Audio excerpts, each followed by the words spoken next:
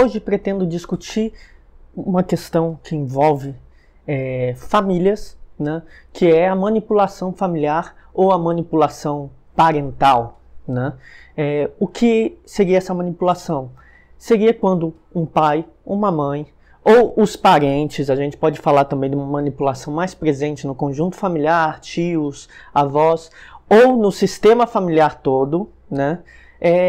Induz, por meio de certos comportamentos, as crianças, filhos, a se comportar de determinada maneira, né? Nós podemos dizer que essas formas que eu vou descrever de manipulação podem ser tanto parte de uma pessoa na família, um pai, uma mãe, um tio, um irmão, alguém específico, mas pode ser também uma característica de mais de uma pessoa, né? Pode ser parte de um tipo de cultura familiar onde todo mundo age dessa forma, ou pode ser algo intergeracional, ou seja, que é passado, que você consegue identificar que seus avós eram assim, sua mãe era assim, e que com o tempo você percebe que até você mesmo está tendo os mesmos comportamentos manipulatórios em relação à família. Isso não significa que estejamos falando de comportamentos manipuladores em relação a outros grupos. Muitas vezes famílias manipuladoras podem ser manipuladoras com os outros, mas podem ser manipuladoras só dentro da estrutura familiar. Bom, o que eu chamo aqui de manipulação tem a ver com confundir, mentir, induzir com o objetivo de controle, né? Criar situações ou criar pequenas mentiras ou comportamentos que induzem a outros comportamentos com o objetivo de controlar a pessoa, no caso controlar filhos, controlar crianças ou controlar a situação, né? Bom, eu vou falar de 10 comportamentos centrais, né? 10 comportamentos mais frequentes que têm como objetivo manipular, né, na vida familiar. Bom, o primeiro seria críticas excessivas, né? Então, o primeiro comportamento seriam de críticas desproporcionais, às vezes descontextualizadas, né, que fazem os filhos ou os membros mais jovens da família, e pode permanecer na família fazendo outras pessoas ser um modelo de comunicação, fazer o outro se sentir ruim ou inferior, né, sendo o pior da família. Por exemplo, se você tem alguém na família que não é gostado pelos outros da família, por exemplo, seu pai é um problema, seu tio é um problema, você vai fazer o quê? Fazer a criança se sentir ruim ou inferior, comparando, olha, você é como seu tio que é bandido, que é agressivo, comparando a uma pessoa ruim. Ou se não, dizendo que você é pior que os seus primos, pior que os seus outros parentes, né? Então, um jeito de que se forma essas críticas excessivas por meio dessa comparação com parentes, com essa inferiorização frente ao outro, mas pode ser comparação com os outros, né? Todos os nossos vizinhos os filhos de não sei quem está trabalhando, você não está, você é um preguiçoso, vagabundo, mesmo que você esteja se esforçando. Então, críticas excessivas são um jeito de você obedecer. Elas são manipulatórias porque elas fazem você obedecer para não se sentir inferior. Se seus pais dizem que os outros são melhores que você, eles podem induzir que você tenha certos comportamentos que aos olhos deles vai ser mais fácil induzir comportamentos que eles querem induzir para que você não se sinta inferior, né? Então, críticas excessivas são uma forma de manipulação familiar. Uma segunda forma dessa manipulação é culpabilização, né? Essa eu discuto bastante, que é atribuir culpa a você pelos erros dele. Sua mãe quebrou alguma coisa, a culpa é sua. Você que deixou a coisa no lugar onde não devia estar, né? Seu pai perdeu o emprego é porque você fez alguma coisa. Então, culpar os filhos, sobretudo os mais vulneráveis numa família, os mais jovens, pelos erros dos mais velhos. Então, a culpabilização é uma forma de manipulação. Por quê? Porque eles não vão resolver nada. Eles querem que você, mesmo que não tenha capacidade disso, resolva problemas e aceite as coisas como elas estão. Então, eles não vão solucionar, você que tem que solucionar. E você vai crescendo achando que você que tem que solucionar, né? Um tipo bem comum desse tipo de culpabilização é culpar por emoções. Por exemplo, um pai ou uma mãe com muita raiva dizer que está com raiva por causa do comportamento do filho e não admitir que é um problema pessoal, que é um problema de lidar com as próprias emoções, que é descontrolado, né? Então isso é muito comum, né? Ah, você me fez ficar assim, né? Então uma espécie de projeção da raiva no filho, diz o filho agiu, a filha agiu de uma maneira que fez os pais ficarem assim. Não é necessariamente desse jeito, né? Outro jeito de culpabilizar para induzir comportamentos, para manipular, são acusações infundadas. Você tem medo que seu filho haja de um jeito, você culpabiliza antes, né? Você acusa, você é um bandido, você está metido com droga, né? Ou você me engana, você mente, você não está mentindo. Então você deixa uma situação sem defesa, porque aí a pessoa se esforça compensatoriamente para se defender. Então ela vai evitar certos comportamentos. Só que isso causa um grande mal, né?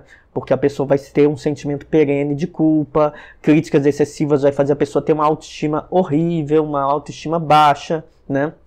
Bom, uma terceira forma de manipulação é impedir a autonomia, né? O que seria isso? Você não deixar seus filhos tentarem fazer as coisas.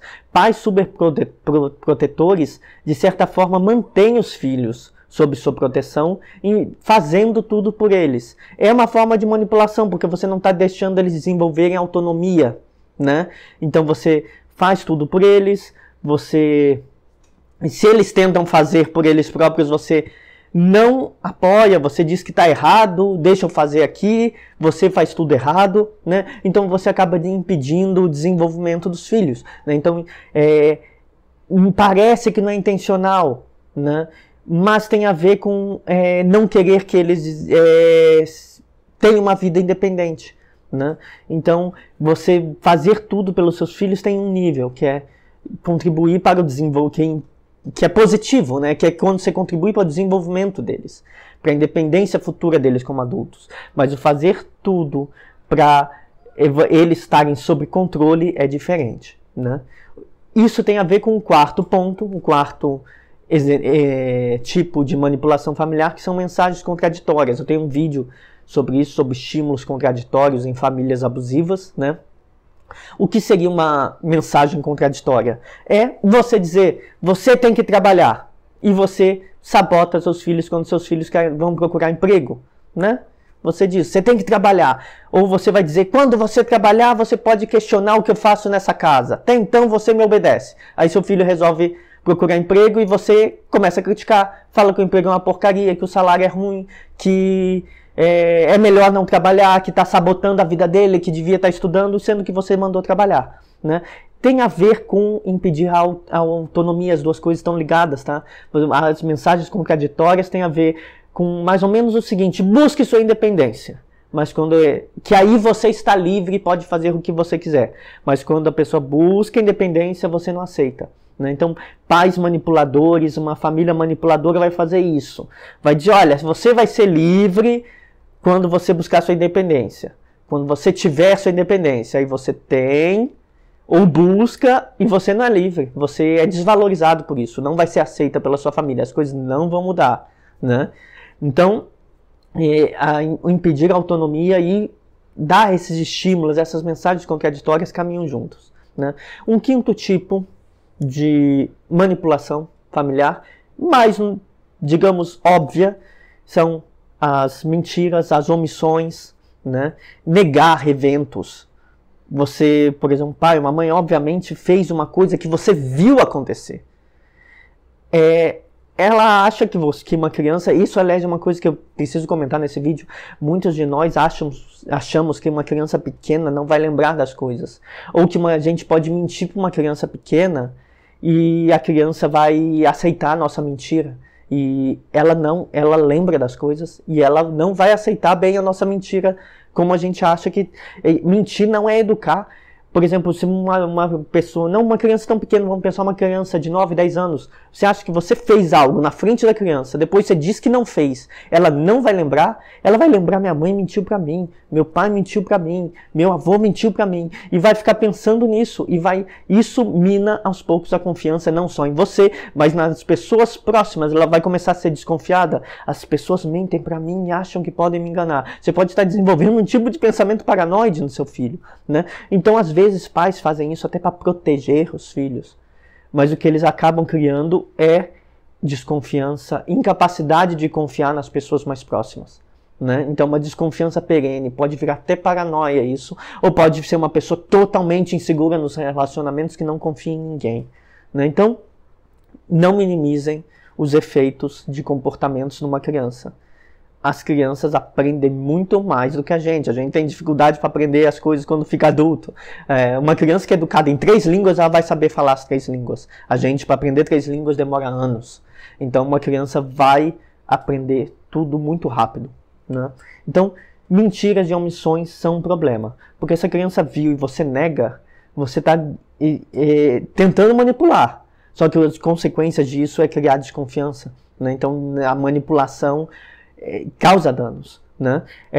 E muitos pais fazem isso, negam uma coisa que obviamente as crianças viram acontecer, né? Nega eventos, nega atitudes, diz que não fez as coisas que ela obviamente fez, mente para não sentir culpa e fazer a criança sentir culpa, né? Então, omitir erros graves é outra forma, porque às vezes tem situações que impactam na vida de alguém da sua família, né, que impactam na vida de um familiar e algum outro familiar mente sobre aquilo, que são coisas que têm consequências, né? Desde a vida da criança até a vida adulta, tem que mentir para induzir comportamentos, tem consequências, né? Bom, então, mas eu diria que a pior forma é mentir para fazer sentir culpa ou omitir algo que a criança viu, que um adolescente viu e você está dizendo que não, né? Você está ensinando a pessoa a ser desconfiada, né? Então esse tipo de manipulação é bem danosa. Bom, junto das mentiras, das omissões deliberadas para manipular o ambiente, para confundir, né? Esse é outro aspecto que eu acho que a gente tem que discutir, que quando você mente sobre algo obviamente visto, você além de estar ensinando a pessoa a ser desconfiada, você está confundindo a pessoa, né? Está deixando a pessoa confusa das suas memórias, né? Bom, um sexto tipo de manipulação familiar é a chantagem, né? Muitos já passaram por isso, né? Tal como a mentira, a omissão, ela é mais óbvia também, né? A gente pode ter uma chantagem emocional, né? O que seria uma chantagem emocional quando se usa de culpa ou vitimização, né?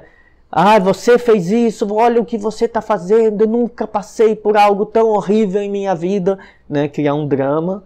Ou vitimização, te culpar e se fazer de vítima. São duas formas de chantagem emocional. Te transformar numa pessoa muito ruim por algo que você fez que às vezes não é tão ruim e às vezes é inclusive necessário. Por exemplo, alguém da sua família fez algo contestável, está envolvido com alguma coisa muito grave.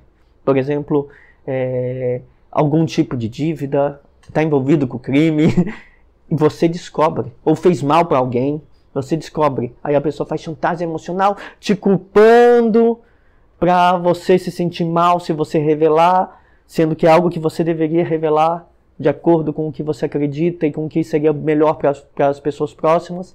E se faz de vítima, coitado, eu não tive escolha, né? Esse é um tipo de chantagem emocional, né? Se coloca, culpa o outro e se vitimiza, né? Então esse é bem comum. O objetivo é, claro, te controlar. Todas essas coisas que eu falei aqui, as críticas excessivas, a culpabilização, a dificuldade, a não permitir autonomia, mandar mensagens contraditórias, mentir, tudo isso tem como objetivo controlar, né? É um membro da família tentando controlar ou mais de um membro em conjunto tentando controlar. A chantagem é uma dessas formas. Então é o mais comum essa chantagem emocional. Nós temos também chantagem econômica. Se você não fizer o que eu estou mandando você fazer, eu vou parar de te ajudar nos estudos, né? Então esse tipo de chantagem econômica também é bastante comum. E o mais grave, ameaças à imagem. Eu acho que isso é bem grave. Ou você me obedece, eu vou expor algo sobre você. Muitas vezes com o objetivo de destruir a sua reputação entre seus amigos, no seu trabalho, mesmo que seja uma mentira. Isso também é possível e muitas famílias fazem isso, né? Tudo isso com o objetivo de manter o controle, né? Então eu tenho vídeos sobre pessoas controladoras, comportamento controlador, parentes, familiares que se usam da manipulação têm um comportamento extremamente controlador. Eles são manipuladores, são egoístas e precisam manter o controle. Então eles exibem coisas para o controle. E claro, quem é mais afetado é quem está mais próximo. A manipulação vai ser muito presente em quem está próximo, né? De forma que às vezes as outras pessoas no ambiente de trabalho não vão notar que esses familiares são manipuladores ou não manipulam as outras pessoas, mas precisam do controle familiar, né? Bom, o sétimo tipo de manipulação familiar é a invalidação emocional. Esse eu vou fazer outros vídeos sobre isso, né, sobre invalidação. Invalidar emoções é ignorar completamente o que o outro sente, né? Como se o que você sente importa, o que o outro sente não importa, né? Então, achar que o que o seu filho sente, sua filha sente é menor, né? Pais que então invalidam são pais que ignoram as emoções dos filhos ou ignoram as emoções de outros familiares. Ignora, minimiza, interrompe, diz que é drama, diz que é bobeira, né? Obriga a suprimir as emoções. Claro que isso tem consequências, né? Pessoas que suprimem muitas emoções depois vão ter dificuldades na vida adulta de regular emoções. Pessoas que suprimem muitas emoções vão ter mais ansiedade, propensão à ansiedade, propensão à depressão, né? Então as crianças têm que aprender a lidar com as emoções. Elas não têm que aprender a suprimir emoções. Só que para o pai que está manipulando, a mãe que está manipulando, isso não importa muito. O que importa é se comporte como eu quero que você se comporte. Cale a boca, pare de chorar, não me importa se você está triste, né? Então invalidar emoções é um tipo de manipulação para fazer a pessoa se sentir como você acha que ela deve se sentir. Então você nega a individualidade da outra pessoa, né?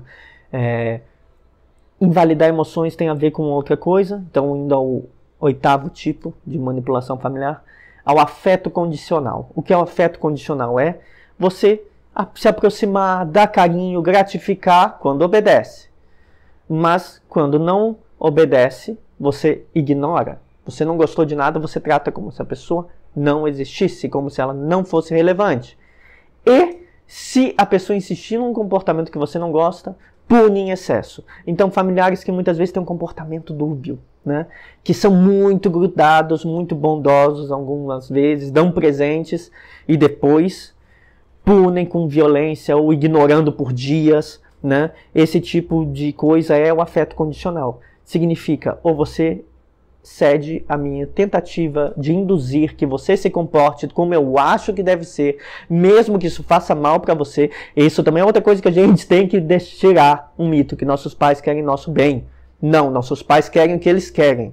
Se, coincidentemente, isso faz bem para nós, ok. Muitas vezes os nossos pais querem só o que eles acham que é o melhor para eles, não o que é melhor para nós. Nós damos muita sorte se o que é melhor para eles é o melhor para nós. Nem todo mundo é instruído a ser um pai que pensa no bem-estar dos filhos. Isso é chocante? Não, os pais pensam no bem-estar deles próprios. Alguns com algum nível mais de educação e que pensam dar uma boa criação para que seus filhos não desenvolvam problemas psicológicos, pensam nos seus filhos, né? Então, o afeto condicional é uma forma de controle e manipulação. Um nono tipo é não aceitar a individualidade. Não é o que é não aceitar a individualidade. Seu filho está no quarto, ele saiu, você invade o quarto, né? Não importa se é adulto. Muitos pais fazem isso até com filhos adultos, né? Tratar um parente seu como troféu. Ele é importante quando você pode exibir. Ele ganhou um título, se formou, ganhou uma promoção, trabalha e você exibe. De resto, você ignora ele, trata como se fosse algo que serve só para mostrar. Então você não ignora o que é importante. Você só valoriza o que é importante para você, não o que é importante para o outro, né?